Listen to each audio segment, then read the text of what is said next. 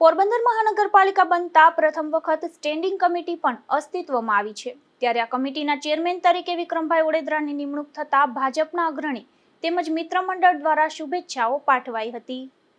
પોરબંદર નગરપાલિકાનું મહાનગરપાલિકામાં રૂપાંતર થયા બાદ પ્રથમ ચૂંટણી, પ્રથમ મેયર અને પ્રથમ સ્ટેન્ડિંગ કમિટી અસ્તિત્વમાં આવી છે। ત્યારે આજે સામાન્ય સભામાં હોદ્દેદારોની જાહેરાતો થઈ હતી, જેમાં મહાનગરપાલિકાના મેયર તરીકે સાગરભાઈ મોદી, ડેપ્યુટી મેયર તરીકે મનીષ શિયાળ અને સ્ટેન્ડિંગ કમિટીના ચેરમેન તરીકે વિક્રમભાઈ ઓડેદરાની વરણી કરવામાં આવી હતી। ત્યારબાદ વિક્રમભાઈએ વિધિવત રીતે સ્ટેન્ડિંગ કમિટીના ચેરમેનની ખુરશી સંભાળી હતી।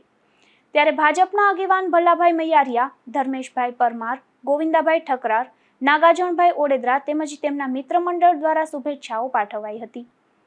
તો આજના આ કાર્યક્રમમાં નવનિયુક્ત પદાધિકારીઓને ગુજરાત રાજ્યના કેબિનેટ મંત્રી અર્જુનભાઈ મોઢવાડિયા, પોરબંદર જિલ્લા ભાજપ પ્રભારી વિમલભાઈ કરગથરા, પૂર્વ કેબિનેટ મંત્રી બાબુભાઈ બોખીરિયા, જિલ્લા ભાજપ મહામંત્રીઓ પ્રવીણભાઈ ખોરાવા, પ્રવીણભાઈ ઓડેદરા, રાજેશભાઈ કરગટિયા, જિલ્લા ભાજપના પૂર્વ પ્રમુખ રમેશભાઈ પટેલ અને સિનિયર આગેવાન રામદેવભાઈ મોઢવાડિયા સહિત ભાજપના હોદ્દેદારો, કાર્યકરો દ્વારા શુભેચ્છાઓ પાઠવવામાં આવી હતી।